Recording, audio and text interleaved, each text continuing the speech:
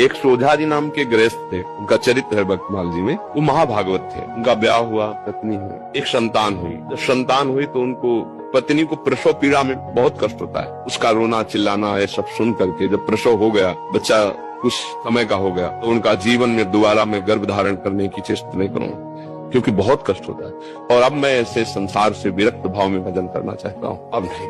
पत्नी से प्रार्थना की कि तुम्हारा पाणी ग्रहण किया है, इसलिए तुमसे हम अनुमति मांगते हैं या हमारे साथ चलो। अगर आप तो घर में सब सुख सामग्री है, बच्चा है, आप पालन पोषण करो, पर मैं विरक्त होकर आज से भगवान का भजन करूंगा।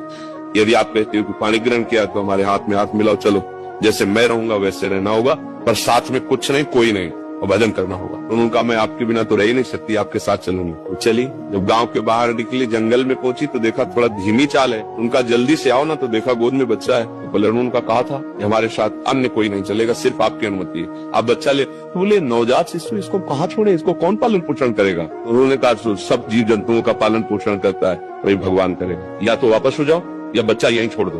कैसे छोड़?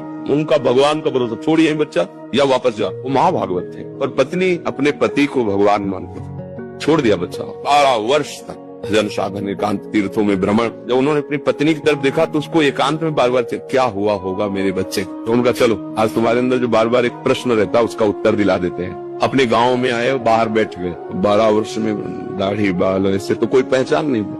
तो उन्होंने पूछा कि यहाँ तुम्हारे गांव में एक सोजा जी थे, सुना वो संत बन गए, उनके कोई संतान थी, क्या हुआ आपको पता है? तो उनका अरे भाई उनके भाग्य क्या कहने। सोजा जी को जब जाते हुए सुना तो यहाँ का जो राजा था वो बड़ी श्रद्धा रखता था, तो उसने घुड़सवार दौड़ाए। सोजा जी तो मिले नहीं, लेकिन उनका लड़का मिल गया जंगल में, उसको उन्होंने रख लिया। उनके कोई लड़का नहीं था, तो अब युवराज पद पर उठ गए।